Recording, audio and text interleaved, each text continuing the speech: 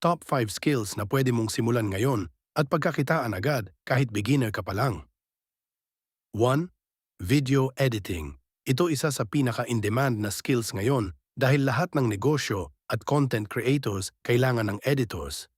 Kahit basic mobile editing lang gamit ang apps, pwede ka nang magsimula.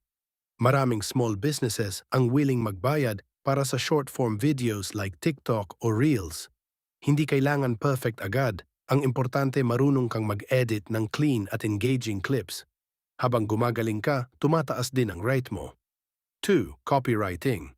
Ito ay skill ng pagsusulat ng captions, ads, o content na nakakaengganyo bumili o mag-react.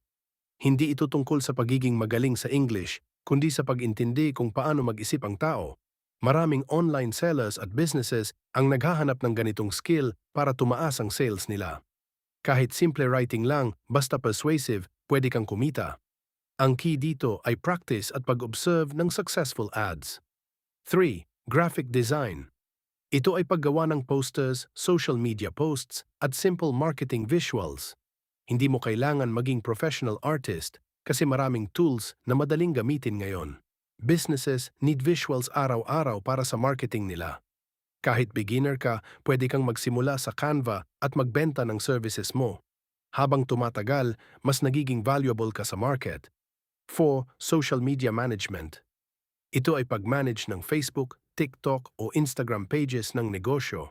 Kasama dito ang posting, reply sa messages at basic content planning. Maraming small business owners ang walang oras mag-manage ng pages nila, kaya naghahanap sila ng helper. Kung marunong ka sa basic social media, pwede ka nang magsimula. Ang value mo dito ay oras at consistency, hindi degree. 5. Online selling skills. Ito ay skill ng pagbebenta, online man o offline. Hindi ito tungkol sa pagiging madaldal, kundi sa pag-intindi ng needs ng customer. Kahit affiliate selling o reselling, kailangan mo ng basic sales skill para kumita. Maraming tao ang hindi kumikita online hindi dahil walang opportunity, kundi hindi marunong mag-convert ng interest into sales.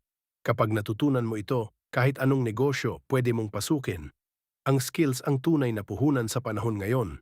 Hindi mo kailangan maghintay ng oportunidad, pwede mong likhain ito. And that is the formula.